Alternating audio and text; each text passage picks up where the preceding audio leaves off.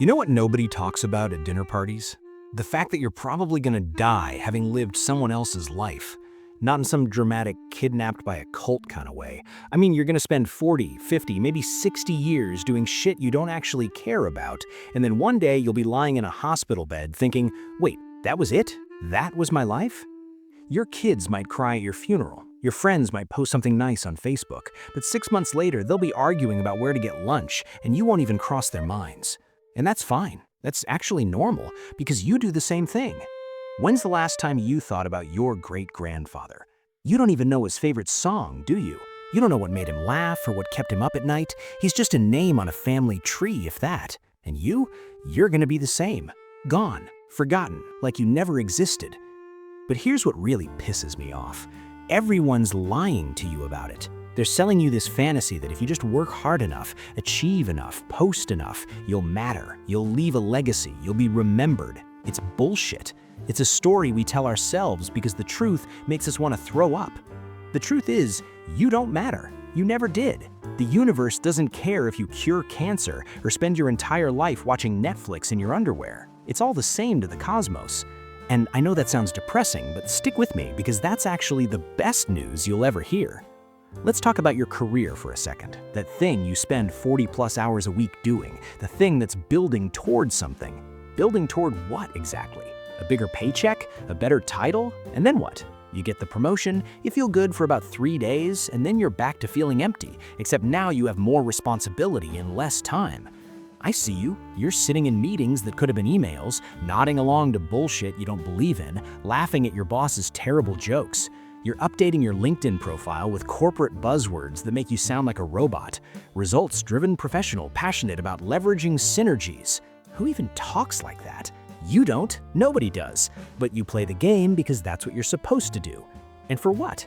So you can afford a nicer car that you'll sit in traffic in? A bigger house that you'll barely be home to enjoy? You're trading your actual life, your finite, never getting it back time on Earth for stuff that doesn't even make you happy. You know it doesn't. You knew it last month when you got that thing you wanted and felt nothing. You knew it when you checked your bank account and felt the same emptiness you felt when it was empty. The career ladder is a scam. There's no top. There's no prize waiting for you. It's just more work, more stress, more pretending until you retire or die, whichever comes first. Here's a question that's going to make you uncomfortable. Why do you want what you want? No, really, think about it. Why do you want that job? Why do you think you need to be married by 30? Why are you trying to buy a house? Why do you feel like a failure if you're not posting vacation photos on Instagram? If your answer is because that's what successful people do, or because that's what my parents expect, or because everyone else is doing it, then congratulations, you're not living your life. You're performing in a play you didn't audition for, reading lines written by people who don't give a shit about you.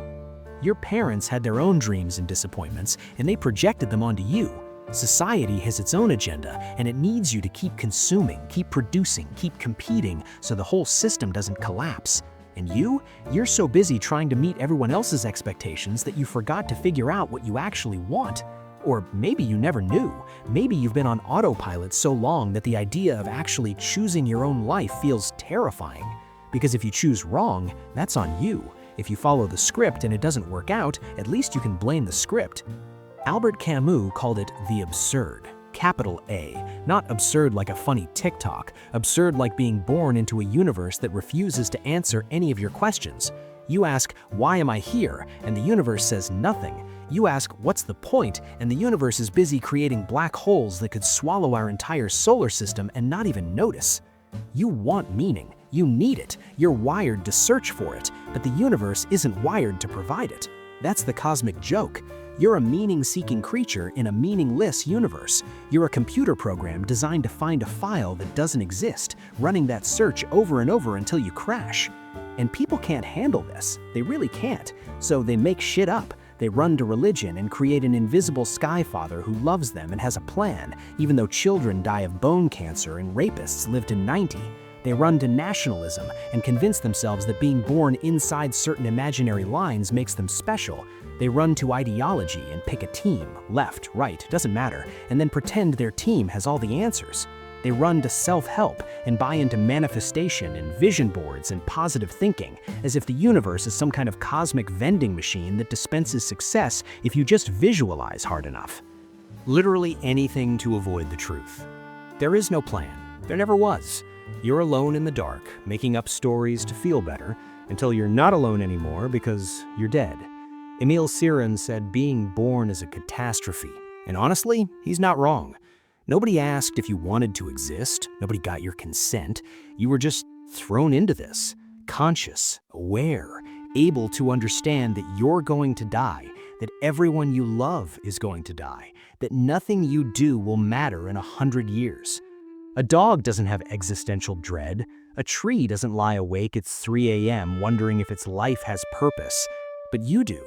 You're smart enough to see the problem, but not powerful enough to fix it. That's the curse of human consciousness. You know too much to be happy like an animal, but not enough to transcend it like whatever comes next, if anything does. And the worst part? You can't even opt out without everyone calling you selfish.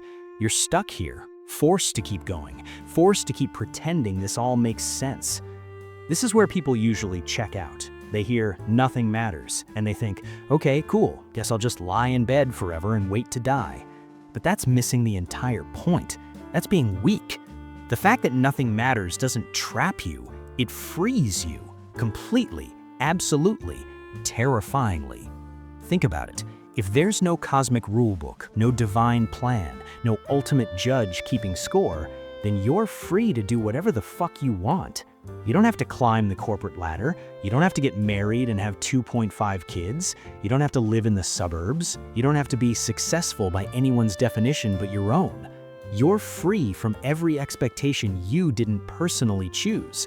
Free from the pressure to be special or important or remembered.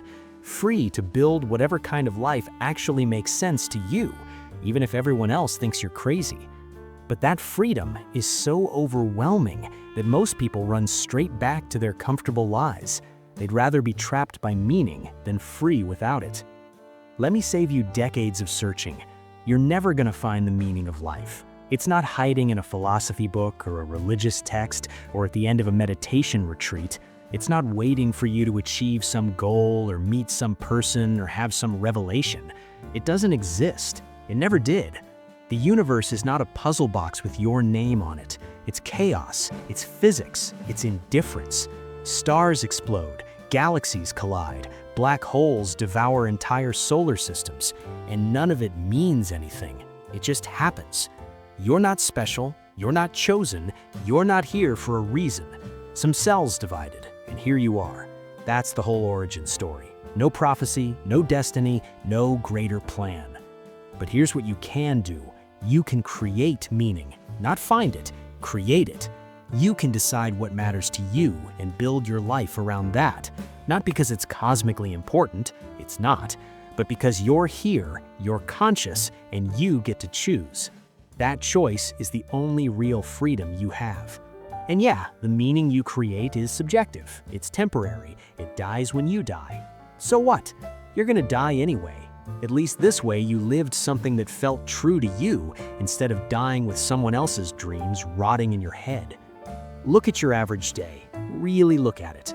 You wake up to an alarm you resent. You get ready for a job that ranges from tolerable to soul-crushing.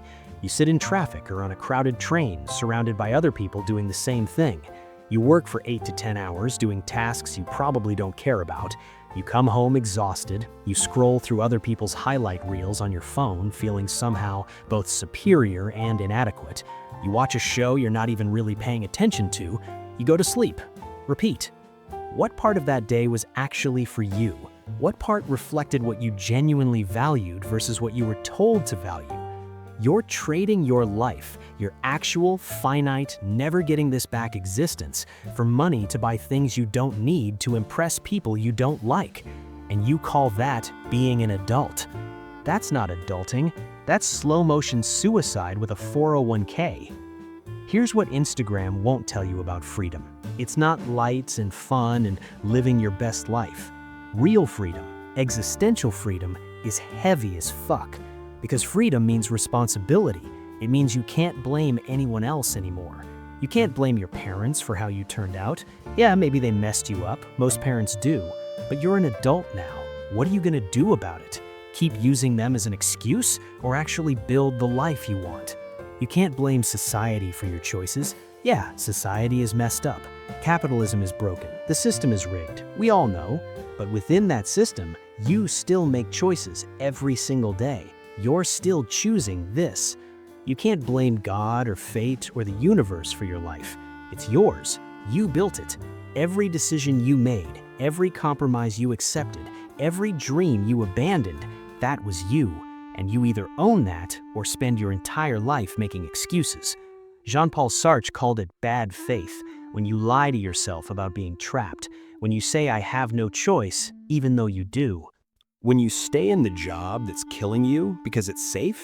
When you stay in the relationship that's dead because being alone is scary. When you follow the rules because breaking them is uncomfortable. You're not trapped, you're choosing this. And that's fine, make your choices, but don't lie about it. Don't pretend you're a victim when you're actually just afraid. That promotion you want, that body you're trying to achieve, that relationship you think will complete you, that number in your bank account that will finally make you feel secure, none of it is going to save you. I know you don't believe me. You think, yeah, but this is different. This goal is the real one. But you've probably thought that before. You've probably achieved goals before. And what happened? You felt good for a minute, maybe a day, maybe a week, and then the emptiness came back. Because the emptiness isn't about what you lack. Achievement doesn't create meaning. It never has, it never will. You're trying to fill a philosophical void with material success, and it's like trying to cure a broken heart with a new car. Wrong problem, wrong solution. The saddest part, you already know this. Deep down, you know the promotion won't save you. You know the relationship won't complete you. You know the achievement won't fulfill you. But you chase it anyway, because at least chasing feels like purpose. At least when you're climbing, you can pretend there's a destination worth reaching. Camus told this story about Sisyphus. Guy gets punished by the gods, has to push a boulder up a mountain, watch it roll back down, and do it again forever. And Camus says we must imagine Sisyphus happy. Not because he's delusional, not because the task suddenly became meaningful, but because Sisyphus owns his fate. He accepts the absurdity. He stops waiting for the boulder to stay at the top and finds meaning in the pushing itself. That's us. We're all pushing boulders that will roll back down. Your boulder is your job, your relationships, your goals, your daily routines. You push it up, it rolls back down. You push it up again. The gods wanted to torture Sisyphus, but he took ownership. He made it his. He said, fine, this is my boulder. This is what I do, and I'm gonna find joy in it anyway. That's the rebellion. That's the freedom. That's the middle finger to meaninglessness. Everyone you love is gonna die. Your parents, your partner, your kids, your friends. Maybe they die before you, maybe after. Doesn't matter. It ends. The love you feel is temporary. The memories you make will fade. All of it ends. And knowing that, you still love them. You still invest. You still care. That's not tragic. That's not depressing. That's the whole fucking point. You love even though it's temporary. You care even though it ends. You connect even though everyone leaves. That's the rebellion. That's choosing meaning in the face of meaninglessness. You don't need cosmic significance to justify loving someone. You can just love them because you decided that's who you want to be. Because loving feels better than not loving. Because connection feels better than isolation. Even though it won't last, even though it doesn't matter in the grand scheme of things, you do it anyway. Camus said the only serious philosophical question is suicide. Should you keep living in an absurd universe? And look, if you're struggling with that question right now, if you're genuinely in that dark place, this isn't therapy. Get help. Talk to someone. Call a helpline. Take medication if you need it. This philosophy stuff isn't a replacement for actual mental health support. But understand this, the despair you feel isn't because life is meaningless. Life has always been meaningless. The despair comes from expecting it to be meaningful, from waiting for purpose to arrive, from believing the lies everyone told you about destiny and divine plans and everything happening for a reason. Once you let those lies go, once you accept the truth, the despair doesn't disappear, but it changes. It becomes manageable. Because you're not fighting reality anymore, you're accepting it and building a life within it. The existentialist response to meaninglessness isn't suicide, it's defiance. It's saying, yes, the universe is meaningless. Yes, life is absurd. Yes, I'm going to die and be forgotten, and I'm going to live fully anyway. That's the rebellion. That's the freedom. Freedom isn't some Instagram aesthetic. It's not quitting your job to travel the world or moving to Bali or buying a van. Freedom is waking up and deciding what matters today. Not what should matter, not what you were told matters, what actually matters to you right now in this moment. Maybe it's creating something, maybe it's helping someone, maybe it's just sitting in the sun and enjoying the fact that you're alive. Whatever it is, it's yours, you chose it, and tomorrow you get to choose again. That's it, that's the whole practice, choosing meaning every single day until you die. Not finding it, creating it, over and over until you can't anymore. Some days you're gonna fail. Some days you're gonna fall back into the patterns. You're gonna chase manufactured goals. You're gonna care what people think. You're gonna forget that nothing matters and start acting like it does. That's fine. That's being human. Just notice it. And when you do, come back. Remind yourself, the universe is indifferent. Nothing matters. I'm free. And then keep going. If you're lucky, you get 80 years. That's about 29,000 days. How many have you already wasted? How many days did you spend doing things you hate, following rules you don't believe in, chasing goals that aren't yours, being someone you're not? Add it up. That number you're looking at, that's your life. That's the finite resource you're burning through. And for what? For approval from people who aren't even paying attention? For success in a system that doesn't care if you live or die? You can keep doing that until you die, or you can stop right now, today, this moment. You can stop pretending and start living. But you probably won't. Most people won't, because stopping requires courage. It requires facing the truth, and the truth is ugly. You are fundamentally alone. Not in the nobody likes me way, in the existential way. You are a consciousness trapped in a body on a rock spinning through space. Nobody can truly understand you. Nobody can save you. Nobody can give you meaning. You're alone with your choices and your consequences and your mortality. And that's permanent. You will be alone until you die, and then you'll be nothing. No afterlife, no reincarnation, no cosmic reunion, just nothing. The same nothing that existed before you were born. You won't experience it because there won't be a you to experience anything. You'll just stop, like a computer shutting down. And everything you were, your memories, your personality, your loves, your hates, your dreams, all of it just ends. No save file, no replay, no meaning. And somehow, knowing all of that, you still have to get up tomorrow. You still have to make breakfast and go to work and pretend like everything is fine. That's the real absurd. Not that life is meaningless, but that we have to keep living like it isn't. You stop running from the truth. You stop pretending. You stop waiting for permission or purpose or some sign from the universe. You accept that you're here, you're conscious, and you're free, terrifyingly free. And you use that freedom to create something. Not something important, not something that will last, just something that matters to you right now, today. And then tomorrow you do it again, and the day after that, until you die. That's it. That's the whole thing. There's no secret, there's no hidden meaning, there's just this moment, this choice, this boulder to push. And you can either push it with joy, absurd, defiant, rebellious joy, or you can push it with despair. Either way, you're pushing it, so you might as well choose joy. Not because you're supposed to, not because it means something cosmically, but because you're here and you're alive, and that's enough of a reason to choose it. The universe doesn't care what you choose, but you do, and that's all that matters. Now, stop reading and go live.